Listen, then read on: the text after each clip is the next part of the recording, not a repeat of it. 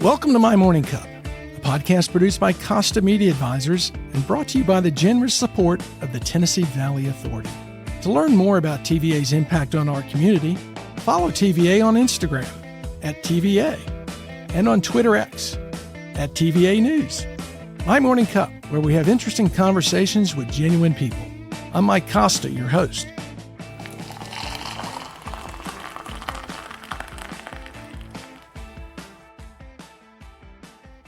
My guest this week is Christian Höferle. Christian is a native of Germany who originally made his way to the States through a student exchange program. After returning to Germany and growing a career as a journalist, Christian and his wife made a life change and moved to Cleveland, Tennessee. Now based in Atlanta, Christian works with international companies on training the workforce of expats on the cultural differences between their home country and the one where they now work. Christian, welcome to My Morning Cup. Before we discuss the differences in German beer and American beer, let me ask, what's in your morning cup? Well, first of all, thanks for having me, Mike. And what's in my morning cup is typically a 4-shot espresso that I brew at home with 4 shots? Yeah, or 6. Oh, geez. I need a kick in the mouth. And it is brewed with an espresso machine that was given to my wife and I at our wedding. It was a wedding gift, a long time ago. We got married in 2001, and that machine is still working. It's an Italian machine. It only works on 230 volts. So coming to the US, we had to have a 220 outlet built into the kitchen. And every electrician looked at us wherever we moved to and requested that. The electrician looks at us and, your laundry room is over there. What do you need that in the kitchen for? I said, no, it's for this gadget. That's the most important one. Is it big? Yeah, it's probably half the size of what you see in a coffee shop. It's slimmed down to residential size, but it's got the same inner workings as a professional espresso machine. So you're doing 4 shots of caffeinated espresso every morning, at least? In the morning, yeah, and then there'll be more throughout the day. So is that a cultural thing? I mean, and what I mean by that, because the first time I went to Italy 30-something years ago and had espresso, and everyone's standing around drinking espresso in the afternoon, we got off the plane, drank an espresso, and we were up the rest of the night. So is it, you become more acclimated to it? Maybe you do. I deal better with espresso. It is easier on my stomach than, let's say, drip coffee, which makes me jittery. Yeah. I think it's a myth that espresso is somehow stronger or makes you more alert than other coffee. I think coffee has these potencies and it depends on how you prefer it. I just happen to like the strong espresso. I like the caramelly flavor of it if it's done right. And other people like different coffee. I like coffee. Do you ever have decaffeinated, or is that sacrilegious? I wouldn't say it's sacrilegious. I just think, what's the point? No, I like coffee with caffeine and without the syrups and all the other trimmings you get in some coffee shops. Well, I'm a black coffee guy. I had to convert to decaf. No, but you mentioned beer earlier. Yeah. So it would be sacrilegious maybe to drink non-alcoholic beer. And it was for a long, long time because, let's face it, non-alc beer tasted like my shoe. I don't know what your shoe tastes like, but I can imagine it probably not good. Yeah. And now recently, the breweries have come up with new ways to extract the alcohol from the brewing process.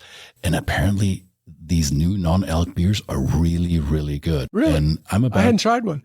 I'm about to go to Germany on a business trip in a few weeks. And there's a Munich brewery, one of the big traditional Munich breweries that sells their beer at the Oktoberfest in Munich. It's called Augustina. You can get it here in the US as well, Augustina. Yep. And they just recently released a 0.0% alcohol beer. So that's the first time Augustina ever sells non-alc versions of their beer. And it's being hyped like crazy. Everybody in my social media feed who is in Germany is raving about it, how good it is.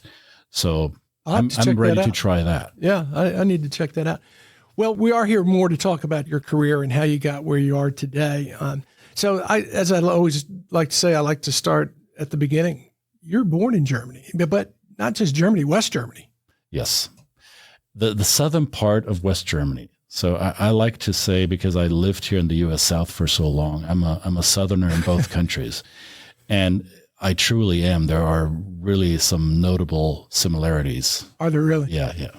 But I grew up in what used to be West Germany in the 1970s and 80s. So I grew up in the privileged, free Western part, right? And that is a different experience than having grown up in what was once the socialist part.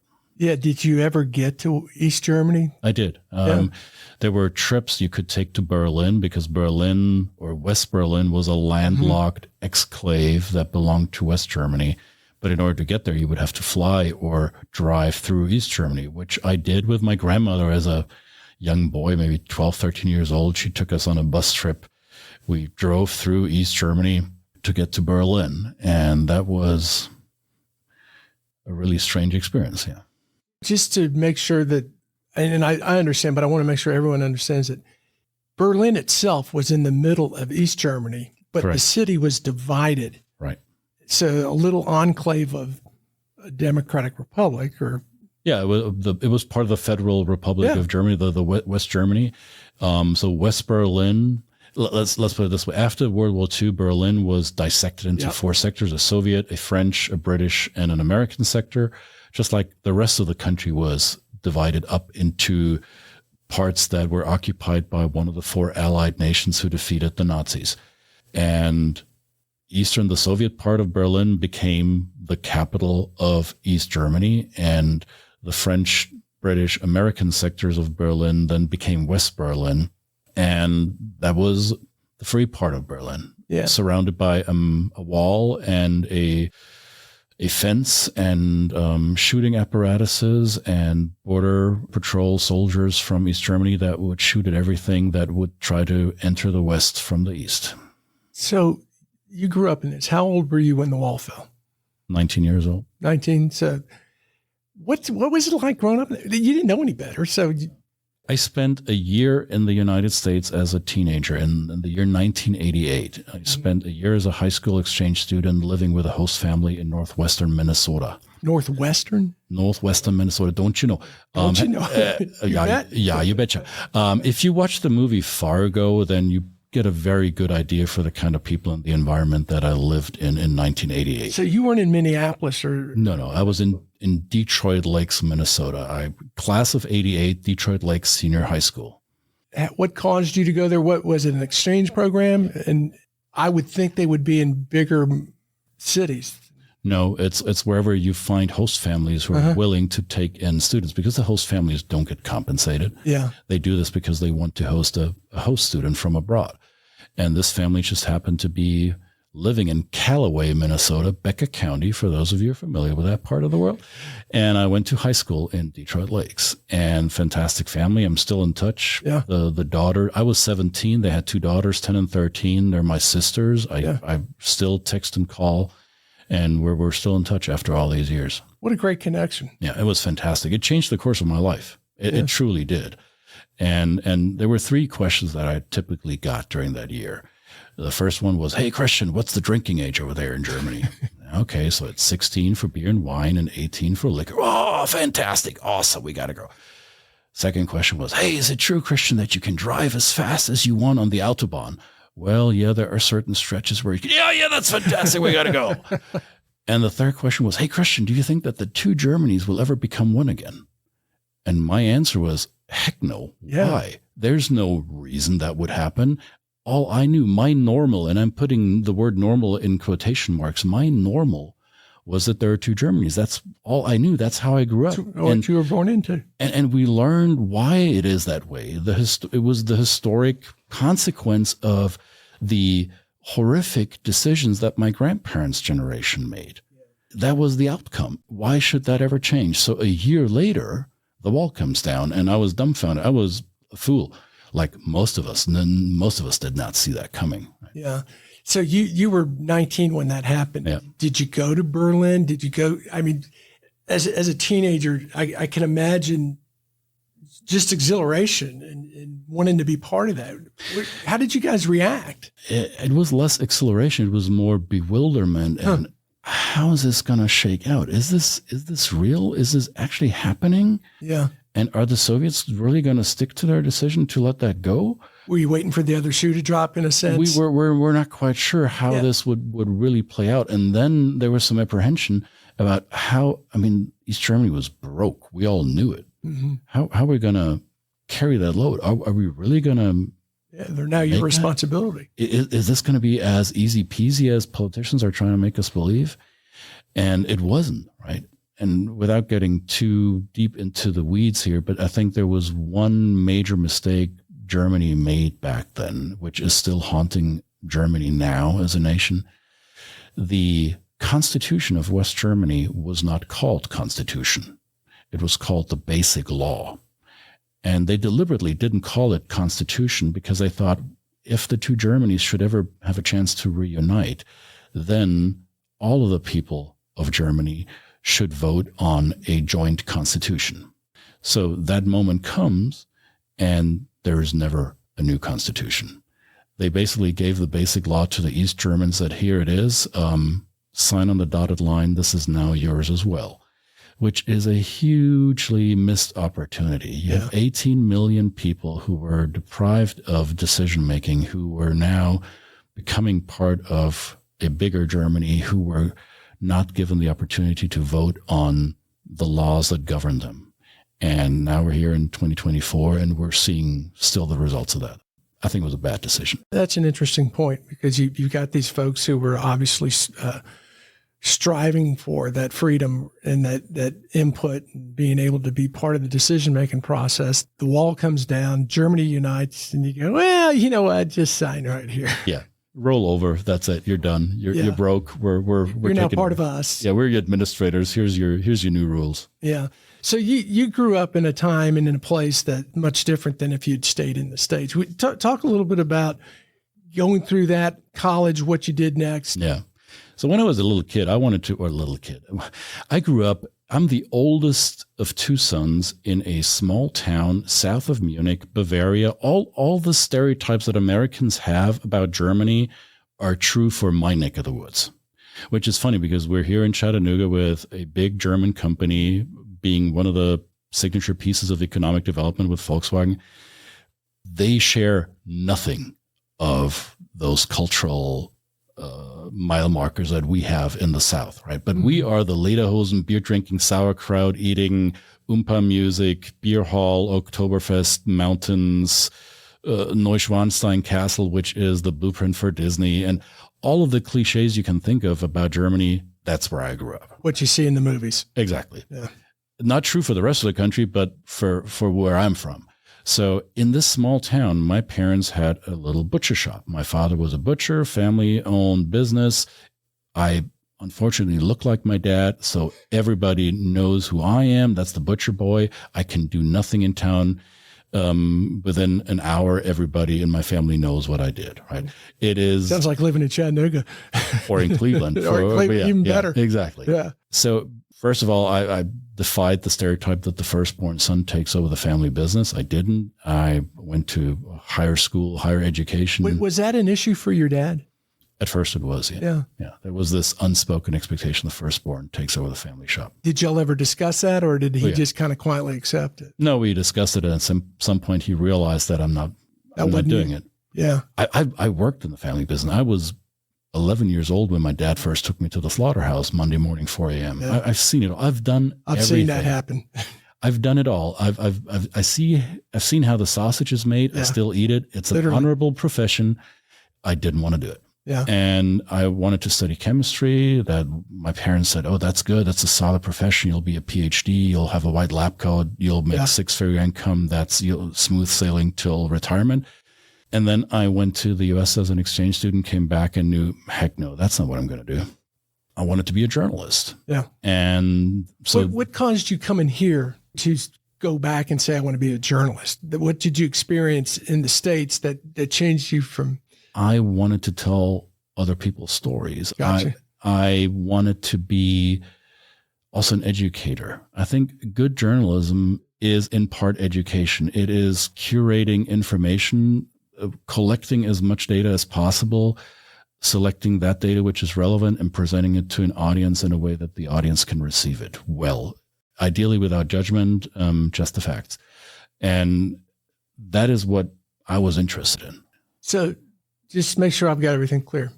Your dad's a butcher. The family's business is a butcher. You said, oldest son, that's not going to happen. I'm going to be a chemical engineer or a chemist. Go to the States. Now you come back and say, guess what? I'm going to be a journalist. How'd that go over? Not so well. Yeah. I mean, for my parents, this was nothing they could hold on to. They couldn't grasp that. Yeah. That was an academic, intellectual path that I was embarking on. And for them, that wasn't a robust thing to do. You're not learning something that's solid that we can build a livelihood on. So there's so many question marks of uncertainty about this. And if Germans hate one thing, it's uncertainty. Germans are, compared to Americans, are super risk averse because, let's face it, our grandparents' generation took some very uncalculated risk when they elected this madman. And I want to say elected, just remember that Hitler didn't take power. People elected him into office. So we made, or our forefathers made decisions that were bad, took a high risk and had the consequence of it. So as a result, Germans today are risk mitigators. So if the firstborn son comes home and says, I'm going to do something that is not the predictable outcome, parents will raise their eyebrows and say, are you out of your mind? But I stuck to my guns. I mean, firstborn sons probably know this. There is usually a struggle with a father figure where you have to emancipate yourself from the power, the influence of the older. And that happened in my family too. It was nasty at times, but we got through this. My dad and I are on good terms now, but back then it wasn't always pretty. It's hard growing up, and it's hard with that pressure, particularly firstborn son. I'm actually thirdborn son, so I don't have that pressure. Yeah, it wasn't always easy. But now, I mean, it's so funny because my dad just turned 80. I would say he's proud of what his son and the family that I created, what we've accomplished. But when he talks to his friends back home and they ask him, hey, how's your American son doing? how's the American doing over there? He has a hard time explaining that, right? What does your son do? It's hard for him to comprehend how I make my money. Yeah, I get that. I understand that. So you go back and you go to school and you study to be a journalist. Yeah. I did my military service too. We still had a conscription. We had a How conscription. Long was that? When I was in there was 12 months. So I did my conscription service. So I can say I served my country. What age was that? You go to college? Right after high school. Right after high school. So you go a year and what does that consist of? It was boot camp for 3 months. So there's basic training where you do all the stuff that boot camp consists of, all the fun stuff, mud and treated well. Yeah. Gas masks and guns and tents and forests and shooting and tanks and climbing walls and all that good stuff. Yeah. Yeah. Spent a year in the military. Did that coincide at the time that the country's, the unification? Yeah, it was a couple of years after the wall came down in 89. Unification formally was signed in October 1990, and my service was in 92. Okay, so it was after all that happened. And where'd you go to school, college? I went to college in a town called Passau, which is right on the border to Austria. It's where three rivers come together: the Inn River, Inn River, the Salzach River, and the Danube. So three rivers coming together, beautiful city. It was an imperial city. The German emperors had a residence there, big old Catholic monasteries nearby, very close with the Danube to Austria and Central Eastern Europe. So the Danube was always a trading route and still is. And good university. I spent 3 years there, really enjoyed my time. Great city, small town, 60,000 people. And I noticed one of the things you studied, you were a political science major, but history and American studies. So that influence of coming over to the States for a year was pretty strong. Yeah, that lingered. And I mean, come on, Pol Sci in history. What do you do with that? That was the question. Yeah. Hey, what are you going to do with that? Flip burgers or drive Uber? It's not necessarily the studies that would predetermine you for a high-flying career, right? But I needed that foundation in order to be a good journalist. I think to be a researcher, to be somebody who understands bigger picture and how things connect with each other. You know, your dad and my dad would have gotten along because my dad was a mechanical engineer, and I went to school and was a journalism public relations major. And I remember this quote, "What the hell are you going to do with that?" Exactly. They were really concerned. And I could probably say the same for my dad. He was concerned, but, supportive too. Okay, you got to go do what you got to do. And in defense of my dad or my parents, they were the ones who supported going abroad. When I approached my parents at age 16 and said, "Hey, I want to do this exchange program for students," and my parents' first reaction was, because that's what was popular then in the 80s, "Oh, you mean go to England in the summer for 3-4 weeks to improve your English?"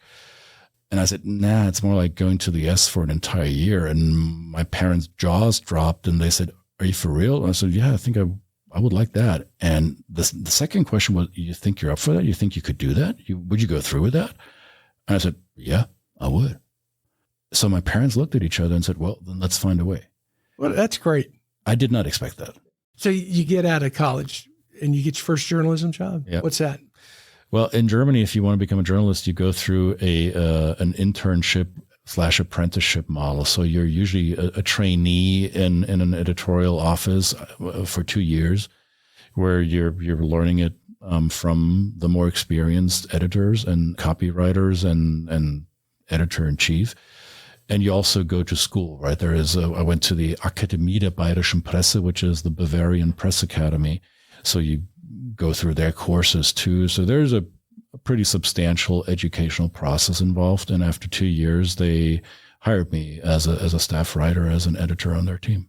And the name of the organization again?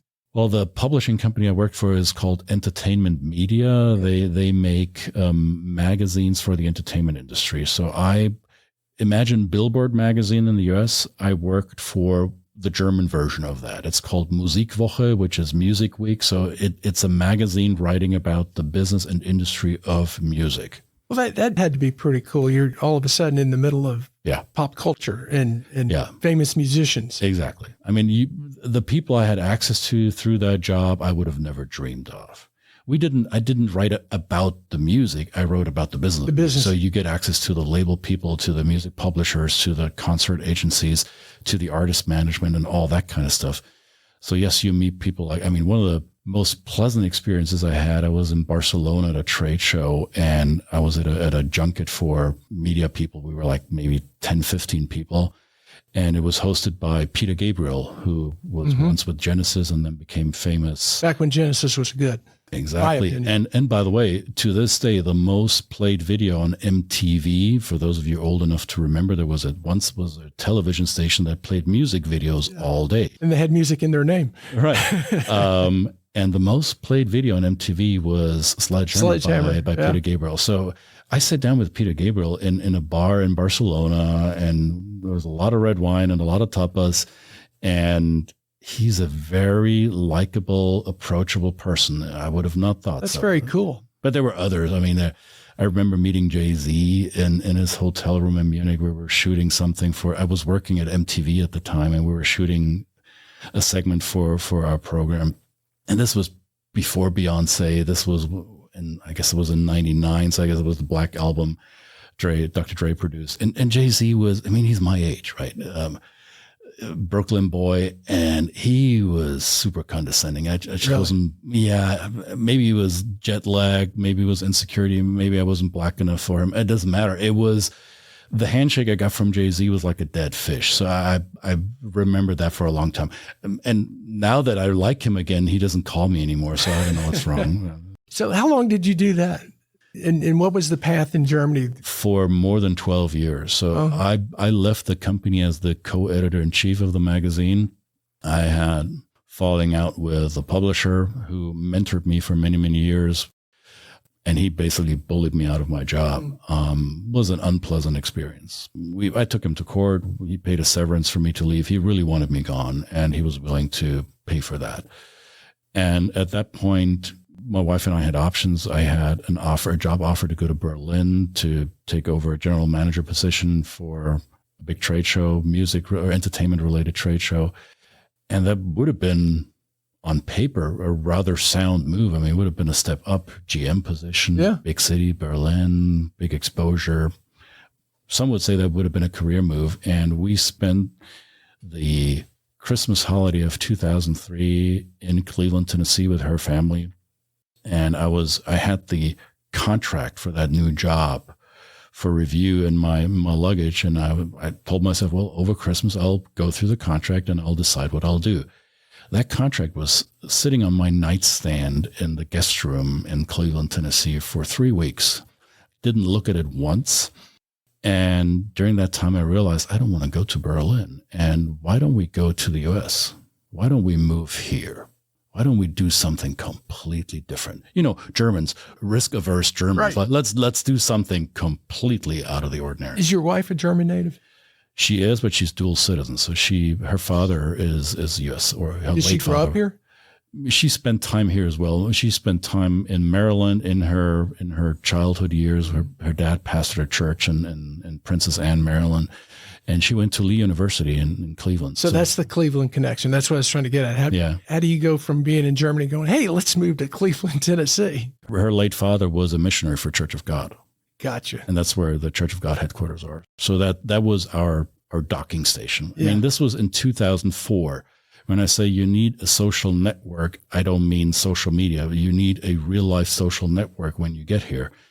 We weren't sent by a company. We were not Volkswagen employees that came on an expatriation package. We did this on our own dime. There was nobody holding our hands doing this. So we needed to know people, and we did that in Cleveland. The other option would have been Northwestern Minnesota, and my wife said, hell no. So you really rolled the dice on this. You left a good career in Germany, and you came to a place you knew no one with the exception of your wife's family and some of the connections they had. That's right. What'd you do for a living? I was a stringer. I was a writer for magazines in the UK and in Germany. I mean, I lost my job at the magazine, but I was still known in the industry. I was a known faculty. So they say, oh, you're in the US? Oh, you'll be our correspondent. You can go to all these trade shows. You can do the interviews in Nashville with music honchos there, and you can go to New York and LA. So I was doing well for 4 years or so as a contract writer. That kept us afloat for the first years. Yeah, and I believe you said your wife started a Montessori school? She did, yeah. In Cleveland in January 2005, she opened a Montessori school in Cleveland, which she had started in Munich. A lot of red tape, a lot of obstacles. And that's what was one of the reasons why we said, let's do this in the US, right? Yeah. More entrepreneurial environment, business friendly, startup culture where you can allow yourself to stumble a little bit and it's not going to break you. So we did that, and the school has been in operation since. They are, right now, as we're recording this, they're moving yet to another bigger building in Cleveland, right off of Keith Street. And I think the enrollment for the upcoming school year is close to 200 students. That's got to be a great point of pride. Oh, yeah. For me, I'm proud of my wife. Right. It's her accomplishment. Yeah.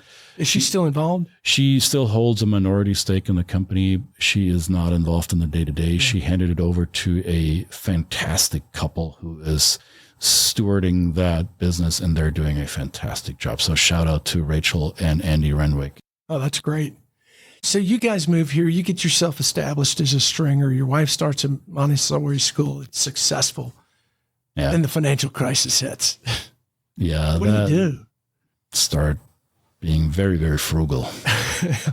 And I want to say this is where our German upbringing helped. In the German language, the word for guilt and the word for debt have the same linguistic root. It's Schuld or Schulden, which is in our minds is the same thing. So we feel guilty if we owe money. In the English language, that's not a thing. Debt, guilt, two totally separate things.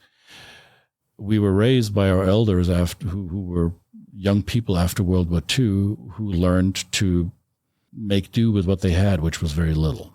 So it is ingrained in us to be frugal and to be resourceful. I think that helped during that time when we had to cut corners and make ends meet.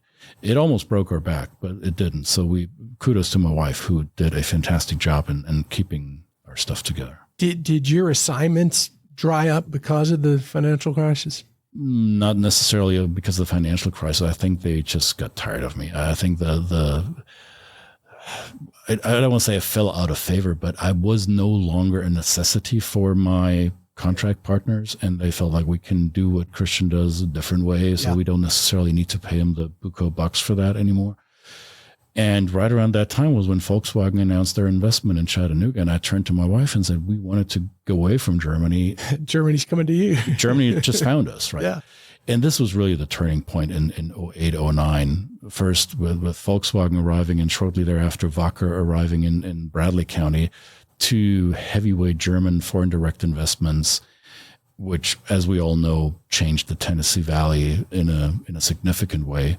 An area that was very homogenous, Scotch, Irish, white, Christian for a long, long, long time, had to get global in a hurry, right? And that was a very fascinating time to be here. And I just happened to be one of the very few Germans in the area that had started to make a name for himself, right? Mm-hmm. I was known with the local Chamber of Commerce. You, Mike, opened a door for me. I think it was the Rotarians in Chattanooga back then. Spoke to Rotary.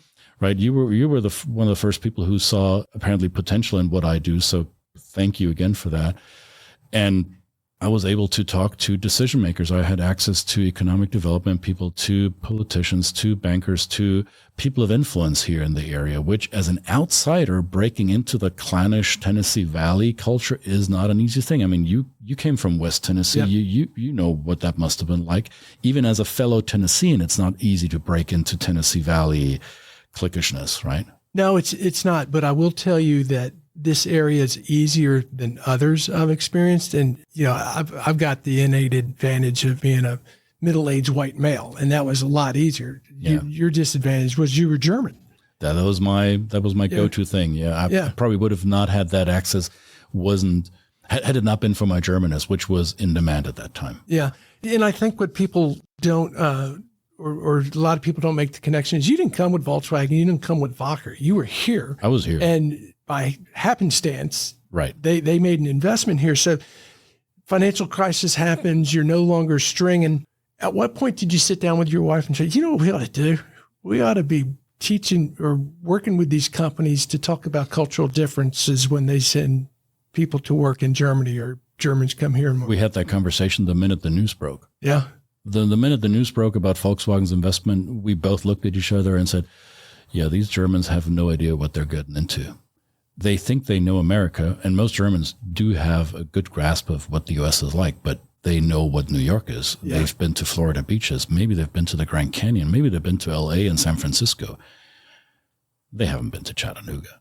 They don't know what the Tennessee Valley is. They don't know what Appalachia is. They don't know what the South is. And exactly that's what happened. And when I try to explain to my dad what I do, I say I'm a cultural interpreter. So I build bridges over that chasm of difference. So you have one culture and another culture that are trying to work with each other, and they recognize each other's differences. I help them find similarities that allows them to connect. And that's what I started doing in 08. So talk about that a little bit, how you build that model or that curriculum, for lack of a better term, because when you came and spoke to Rotary, you had some great examples. And I remember this example like it was yesterday. It was when George Bush was still president and Angela Merkel was chancellor, and him walking up behind her and massaging her shoulders. Right. She how shrugged American him off. that is and how uncomfortable she is. Right. So physical touch, yeah, or being chummy in a more formal setting is rather off-putting to Germans. Yeah. Yeah, and the other thing you said, and this has stuck with me, what we learned about Americans is when you move into a neighborhood, they say, oh, we have to have you over for a cookout sometime. They don't really mean it. Well, I think there's nuance to that. I think they do mean it. They don't have a sense of urgency about it. That's much better put. I think there is the statement transports the meaning, hey, I find you likable enough to have you over for a cookout, but I'm not ready to whip out my calendar and put that on the schedule, right? So when a German hears that, oh, we're going to do coffee, lunch, cookout. Okay, when? I'm free on Thursday after 7:30. Where do you want me to come? What do you want me to bring? Oh, hold up. it's not that urgent. Yeah, that still is the case. And here in the Tennessee Valley, one of the first 3 questions usually was back then, I don't know if it's still that way, but hey, have you guys found a church yet? And it's so true. that was a question I was not ready for. So I grew up Catholic, right? Yeah, I did too. And when I mentioned that to people, they said, "Oh, you're not really Christian." And I was like, I thought that's the OG version of Christianity. I thought we started it all. That's the quickest way to end a religious conversation is tell someone in the evangelical South that you're Catholic. Well, okay, put you to the side. But I had it working for me that my wife's family is from a Pentecostal church, so I learned how to navigate those waters, and I think I did so without alienating too many people. Yeah. But I truly wasn't ready for that inquiry about what church and how I practice faith. I was like, isn't that a personal thing? Yeah. And I learned quickly, not here. So you developed this curriculum yourself based on your experiences, or initially I did, yes. And then your journalistic background probably contributed to digging and getting more information and research. Right. I then learned that there is an industry. There is a professional arena that does exactly that. I did not know that there is such a thing as cultural training and coaching. Yeah. I was completely unaware. I just stumbled upon it, did my own thing until I got picked up by training companies who said, "Hey, wait a minute, we are looking for people like you in this area. Would you contract with us?" So I became a contract trainer for training companies in New York and LA, in Germany, wherever. So I realized, there is a formalized process. There are industry standards. So I kept learning, right? I exposed myself to further education. I read the right books. I went to the right seminars. I joined professional associations like CITAR, the Society of Intercultural Education, Training, and Research. That's what it stands for, CITAR. Right. So I immersed myself in a new professional field. I didn't just bootstrap it, which of course that's what the startup was. And then I put some weight behind it. Did this take off quickly for you? I wish. Yeah. Overnight successes take about 10 years to take fruition. Yeah, that's that old country star thing. He's an overnight sensation that only took him 15 years. Right. The start was difficult, mainly because what I do needs explanation. Yeah. Right. I cannot put myself on a billboard or book a commercial with your TV station and say, "Hey, here is Christian cultural training. Get it now. Call this number and get a 20% discount if you do so before the top of the hour." No, that doesn't work because people need to really understand what it is I do. What value do I provide? What problem do I solve? And you can't easily explain that. So it's not easily marketed. Let's put it that way. Were you targeting, I would assume originally you were targeting Volkswagen and Wacker? Or yes, but Volkswagen actually came to me, which was interesting because of the chamber connection. At some point, somebody floated my name with somebody at Volkswagen, and the first client call I got, I looked at my cell phone, and I saw the area code where the call came from. It was from Wolfsburg, and like, oops, somebody from Wolfsburg is calling. Who might that be? So it was somebody purchasing in Wolfsburg at the headquarters of Volkswagen, and said, "Yeah, we have a problem with one of our suppliers, and your name was given to us by the chamber in Chattanooga, and would you be able to help us?" That's how it started. That's pretty cool. So how long did it take for you to say, "You know what, I think we have something here. This is going to work"? Probably 2-3 years. Yeah. And how long were you in Cleveland? Overall, 13 years. We moved in April 2004 or March 2004, and we moved to Atlanta in April 2017. 2017. What caused you to go to Atlanta? No disrespect to Cleveland, but I like city life. Yeah. And even though I grew up in a small town, I couldn't get away fast enough from the small town. So I enjoyed living in Munich. I lived in Munich for 8 or 9 years of my life. And Atlanta was always our getaway point, living in Tennessee. When we wanted to have a bit of a city vibe over the weekend, we would go to Atlanta, right? And I needed that energy. I still need the energy of a city. That invigorates me. And yet I truly respected the small town vibe of Cleveland because it was good to us. It was good for business. It was good for our young children growing up there. We made lifelong connections with people there. We loved it there. So I'm not poo-pooing that life. Not at all. I remember our kids were young teenagers and we were sitting at a pizza shop in Virginia Highlands in Atlanta, and our oldest daughter, who was probably 13 at the time, said, "Hey, Mom, Dad, we come here so often. Why do we still live in Cleveland?" And my wife and I look at each other and say, darn it, these kids, why are they so smart? And we just love the city energy. Well, it makes sense. And it probably makes your job a little easier too, because I would imagine you're flying around. I am, and we live fairly close to the airport. We live in Southwest Atlanta, and it takes me about 15 minutes to get to the airport. And yet I do come up here. I still work with Wacker. Wacker are still an active client. Volkswagen is still an active client. I still have business connections here, so it doesn't change. So has your organization changed much? I've obviously gotten bigger, but is it still just you? Have you paired up with anyone? Well, it is mainly me and my associates. So what happened over the years is it was mainly a service provider, a training consulting company for transatlantic business, German-speaking Europe, English-speaking North America, for lack of a better explanation. So German-speaking Europe includes all of Austria and parts of Switzerland. And we had clients in those worlds, English-speaking North America, German-speaking Europe. And at some point, these companies are global, right? Then they say, hey, we have people that were moving from Brazil to Mexico. Can you help them too? And I said, well, I can. And what language do they speak? Well, they're Brazilian. They speak Portuguese. I said, well, then would you like us to conduct the training in Portuguese then? Do you speak Portuguese? I said, no, but I have an associate who does and who's lived in Mexico for many years, and she would be much better to do that training than I would, right? Yeah. So clients realize that I have a network of practitioners that I've vetted over the course of 15, 16 years. So I can cover any G20 nation by tomorrow if you need me to. And if you bring some kind of exotic location that is not a well-developed industrial player, then it probably takes me a week or two to find somebody. But we have trainers, consultants, coaches, affiliates that can cover the cultures of the G20 in a heartbeat. And this isn't a commercial, but just so people know how to get in touch with you, if they're listening to this and go, man, we could really benefit from that, how do they get in touch with you? You find the website. It's called theculturemastery.com. So that's one word. The article is there.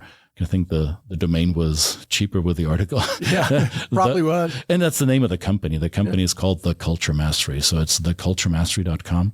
That's the easiest way. Or you find me on LinkedIn, just type in the name that you find in the show notes and look me up on LinkedIn. That's where I'm most active. Good.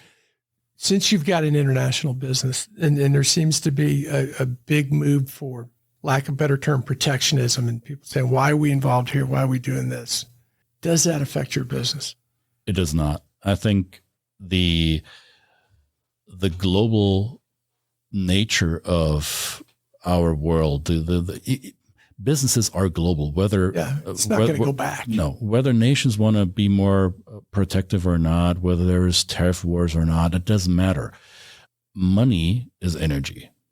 It's like water. It will always find a way through something. There's no way to stop it. Right. And I usually introduce myself to new audiences as I'm German by birth, American by choice, and Bavarian at heart. That's the part of Germany I'm from. Yeah. And I also don't like walls. I know in this country there's often talk about walls. I'm not a fan of walls because I come from a country where we had one. It didn't work. No matter how high you build the wall, there will be somebody who builds a ladder that is bigger or digs a tunnel. So you can protect yourself all you want. Business is fluid. Business needs to run. There needs to be energy exchange going and coming.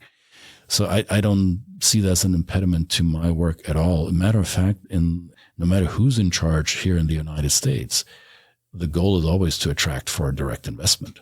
Mm-hmm.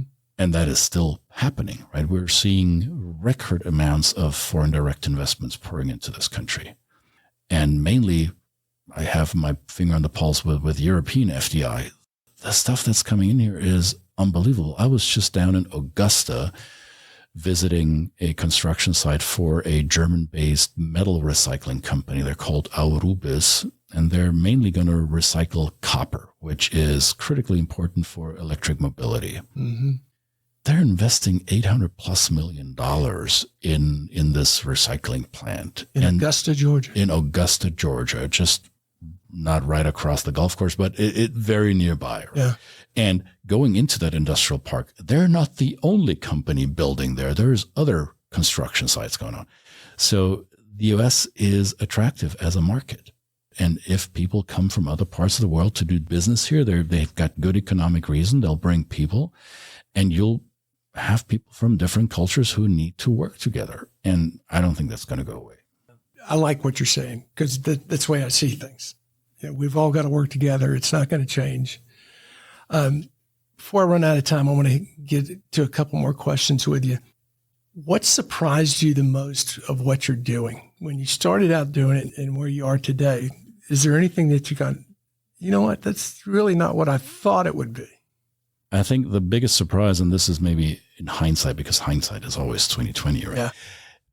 I thought my work was going to be, I come in as the consultant / teacher, lecturer, expert, right? I thought I was going to impart information into an organization. And because I do that well, they will perform better because what I bring makes them better. And that is ideally true.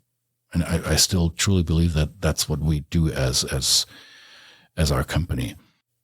The surprise was that it all boils down to human connection. That if I do my job well, then I become a trusted advisor. Your company is called media advisors. So, right, you know what that means, being an advisor. It's more than being a consultant. It's almost like a consigliere. Some of my clients, senior leadership, I'm at an advanced age now, right? I started out in my 30s. Now I'm in my 50s. So now I got gray hair. Leadership people trust me more now than they did 15 years ago. I think it's natural progression. Now my client CEOs call me after hours. They call me on a Saturday. They talk to me about their marriage problems. They tell me about what's wrong with their kids. We don't talk about the business. I become kind of their bartender, barber, confession priest, whatever you want to call it, right? And I really value these relationships because that is how I make a long-lasting impact in these organizations. And so it's not just a monetary gain for me. It's also the idea that working with these clients is a human process. It's not a transaction. And the money I make is a side effect. I learned, unfortunately, too late in life that a business is only a business if it helps other people solve a problem that they can't solve for themselves. So yes, I do that. And money in my bank account is a side effect of doing my work right. But the main effect is that I improve the human connection between the people who have to work together. And being able to do that is highly rewarding. I sometimes tear up after calls or after I leave a training room because I know I left a mark in a good way. I helped other people be better with each other. That you can't pay me enough, or there's no money that would value or that would weigh that out. So that was surprising. I did not expect it to be that kind of work. That's such a good point because it seems like there's always this battle of transactional and relationships. Good part of American business over the last 30 years, 40 years has been very transactional. Yep. What can I get out of this? Right. And I do think there is a push back towards relationships, not just between vendor and client, but also within the business itself. If you look at a lot of the businesses, the way they've operated over the last 30, 40 years, GE, Six Sigma, we're going to cut the bottom 30%, That you went to work for a company and you took care of them and they took care of you didn't exist right over the last 30 years. But I do think there's a move back towards that. I think companies with a legacy and the longevity do it that way. Let me give you a quick example. I know we're running out of time, but there's an automotive supplier down in Dalton, Georgia. They happen to be my client. And when they started up as a greenfield project, they had some serious issues with the German leadership that they transplanted over here. It looked like it wasn't going to work, and it was a disaster about to happen. This is an $85 million investment. This is the single biggest investment that company had ever done. And it's not going the way they had hoped. It was going all the way sideways that it could go. And their CEO called me and said, I heard you do this stuff, and I need to save that investment. How can you help us? So this was some 2 years ago, and they were ready to fire these people or send them back home because their American team was about to leave. They said, well, we're not going to work for these people. This is the human connection. There is none. This doesn't work. 2 weeks ago, these leaders finished their assignment. So they were not axed. Their assignment wasn't cut short, because I pride myself in saying that we turned this around. But the way it happened, I did not expect. Now that they left, they're crying down in Dalton. They don't want their bosses to leave, because now they do have a relationship, which in the beginning was unfathomable for any of them. They said, this is never going to work out. And it did. They did a full 180. And being witness to that and knowing that I had a little part in this, or I don't know how big my part is, but I know I did have a part in this. That is awesome. And that is seeing that, yeah, it's all about dollars and cents, and it's about the transaction, it's about the business and the KPIs and the lean and you name it. But without curiosity in one another, you have nothing to work with. Such a great point. I'm going to get to the last question, but before I do, I want to remind our listeners who makes all this possible, and it's the Tennessee Valley Authority. I thank them for sponsoring My Morning Cup. You can follow TVA on social media to learn more about its multifaceted mission of service, or you can visit tva.com/do-good-here to explore exciting career opportunities with TVA. Last question for you. What would you tell your 25-year-old self is important for a happy life? I think what's important for a happy life, young Christian, is not only to be good at what you do and always strive to be better at whatever your niche is, but surround yourself with the right people and don't be afraid to ask for help, because you cannot do it by yourself. I love the don't be afraid to ask for help. So many people are so afraid to raise their hand because they think that they'll think less of me. I don't know what I'm doing. Yeah. And the humility you will have or generate for asking for help will be your superpower. Yeah. And the other thing it does, it builds a relationship. It does. Yeah. This is a great conversation, Christian. We could go probably another hour or 2 hours on a lot of different subjects, but I appreciate you coming up from Atlanta and talking to me. And thank you so much. I've enjoyed not just this conversation, but getting to build a relationship with you. I appreciate that I can be here. Thank you. Thanks.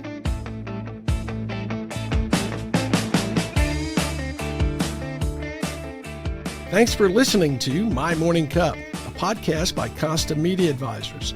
If you like this episode, please share it with a friend.